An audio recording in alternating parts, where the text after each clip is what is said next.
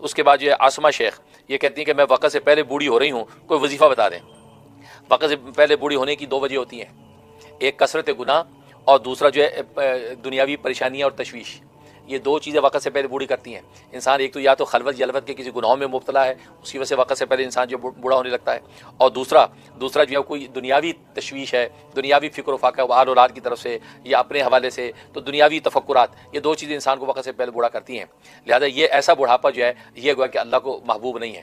ویسے اللہ کو بڑھاپا بہت محبوب ہے اور بوڑھے پر اللہ کا خاص ترس ہوتا ہے، لیکن ان اسباب کی وجہ سے بوڑھا ہونا، یہ کیا بوڑھا ہونا ہے؟ گناہوں کی وجہ سے بوڑھا ہو رہا ہے انسان، اور دوسرا یہ کہ دنیاوی تفکرات سے بوڑھا ہو رہا ہے۔ یہ بوڑھا ہونا نہیں، ہاں اللہ کے خوف سے بوڑھا ہو رہا ہے، یا اللہ کے کلام کی عشق و خوف کے جو ہے وہ انسان بوڑھا پا رہا ہے۔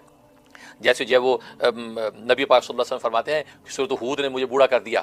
سورۃ ہود کے اندر جو مضامین ایسے دہشت و خوف کے ہیں، عذاب الہی کے ایسے ایام اللہ اور یہ اعلیٰ اللہ کے تذکرے ہیں، تو فرمایا کہ ان صورتوں نے مجھے بوڑھا کر دیا۔ تو یہ بوڑھاپا اللہ کو محبوب ہے، اللہ کی عبادت اور آخرت کے تفکر میں انسان بوڑھا ہو۔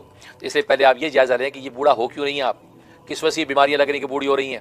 تو اس لیے اگر خدا نخواستہ دنیاوی کو تفکرات ہیں ان کو تقدیر کے حوالے کر دیں، کیونکہ دنیا کے اندر جو ظاہر ہوتا ہے وہ مقدر میں لکھا جا چکا ہے، وہ تقدیر کے مطابق ہوتا ہے۔ لہٰذا کہ یہ مقدر میں یہ ہوگا بس مجھے کوئی پرواہ نہیں ہے، اللہ مقدر کے مطابق روزی کتنی مل رہی ہے اللہ نے مقدر لکھ دیا، اس پہ ایک پائی نہ زیادہ ہونی ہے یا نہ کم ہونی ہے، بس مقدر پہ راضی ہونے کا جو ہے وہ درس پلے باندھ لیں، آپ کی ساری فکریں ختم ہو جائیں۔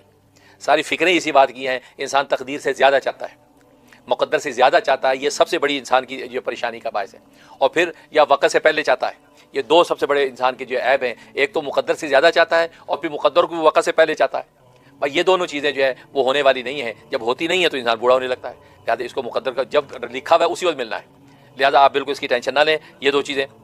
اور باقی ہے کہ اگر کوئی دین کی وجہ سے، عبادت کی وجہ سے اللہ کو پانے کی کوئی تفکر ہے، اس میں بڑھاپا آ رہا ہے، تو یہ تو اس میں ذہن نصیب، ایسا بڑھاپا تو اللہ کو بہت محبوب ہے۔